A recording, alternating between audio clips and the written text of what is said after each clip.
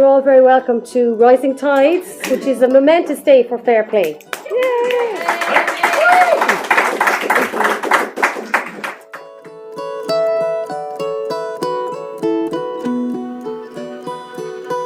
I've been working in the industry for 10 years, 15 years myself, and had experienced all of these little subtle things in terms of inequality.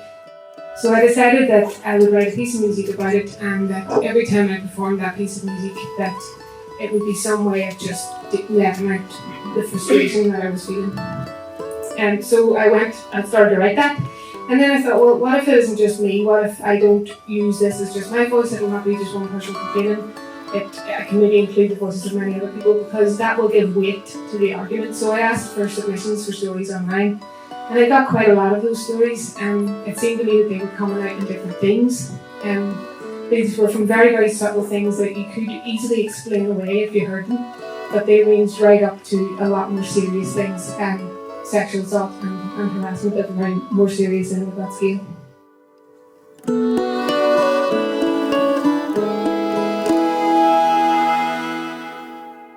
I can sum up all of these topics, all of the different stories that are coming in. They're all a really broad range of things that are happening, but they're all ways of eroding confidence, intentionally or unwittingly. Can we actively build up confidence rather than tearing it down? Would this be a more comfortable industry for everyone then? And can we acknowledge rather than giving advice, even if we just start by simply acknowledging that this is happening and that it is real? If that is just the place that we start from today, it would be a real help. Thanks.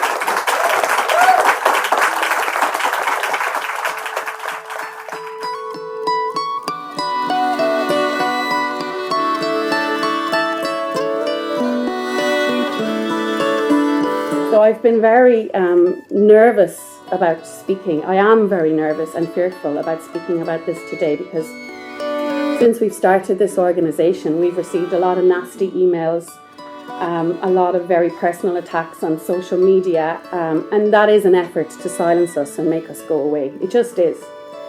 I don't see any other way of looking at that, and I am afraid that people will say, oh, she's just exaggerating that, or that this kind of copper fastens your argument or whatever, because we are trained from a very young age to minimise and internalise these experiences and just make them go away, and we bury them.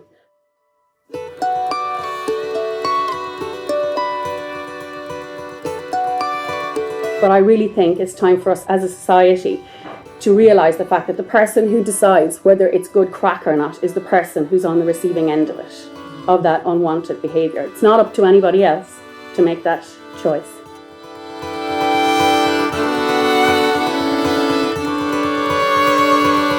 I think that men do, and our co-workers need to learn how to support us in these situations and how to deal with these situations as well, because it's really common. It's so common that I can't remember how many times it has happened to me, and I'm sure every woman in this room is probably the same. And while it would be good to get mechanisms in place to prevent this and to facilitate the reporting of this in our professional lives, I think until we kind of culturally address it, nothing really is going to change.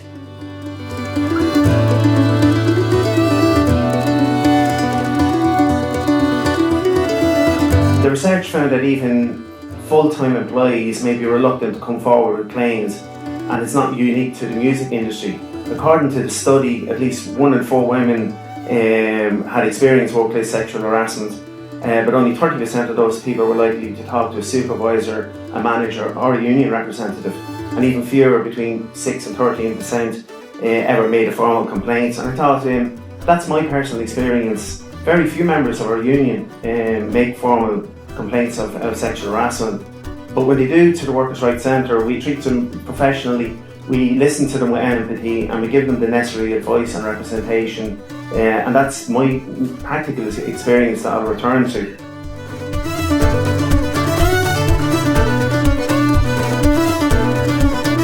I couldn't stand up here today without mentioning the Trojan work of the awareness of the Me Too campaign and all the other campaigns I've achieved. But I can't help but wonder, there's a factory worker or somebody that works in a retail store, or somebody that works in the financial sector, the financial service sector, see a musician standing on a stage in a venue in any genre, including traditional and folk music, as an employee, as a worker, or self-employed, and entitled to the same respect and dignity in work that they are entitled in the workplace.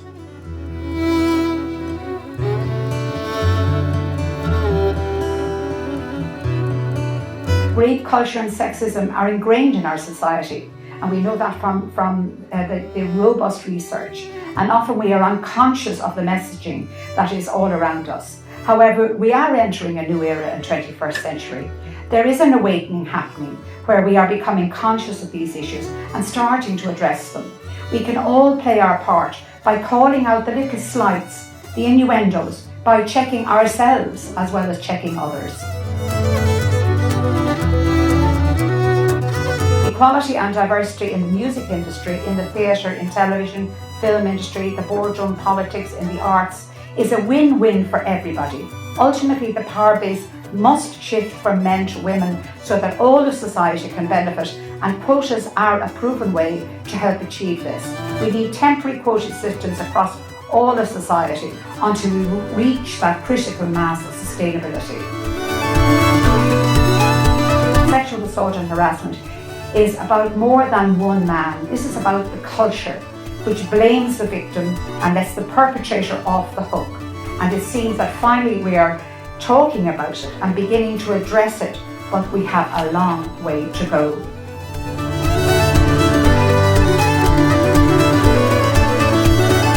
As a founder member of this organisation, the professionalism thing is something that has bothered and troubled us greatly, because we do not want to distance ourselves in any way by merit of a paycheck or 2 or 3 or whatever from anybody else.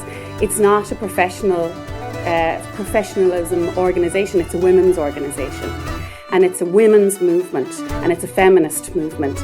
So if you have any concerns about whether it is for you, or we are representing you or misrepresenting you in any way, please do come and talk to us about it, because we are only as strong as the people who contribute and give back to us. And we're trying our very best, we're volunteers, to cover all bases, and we're not getting there, but we really would like to. So all contributions and approaches by all interested and vested parties are so welcome to us, because we're about inclusivity rather than exclusivity.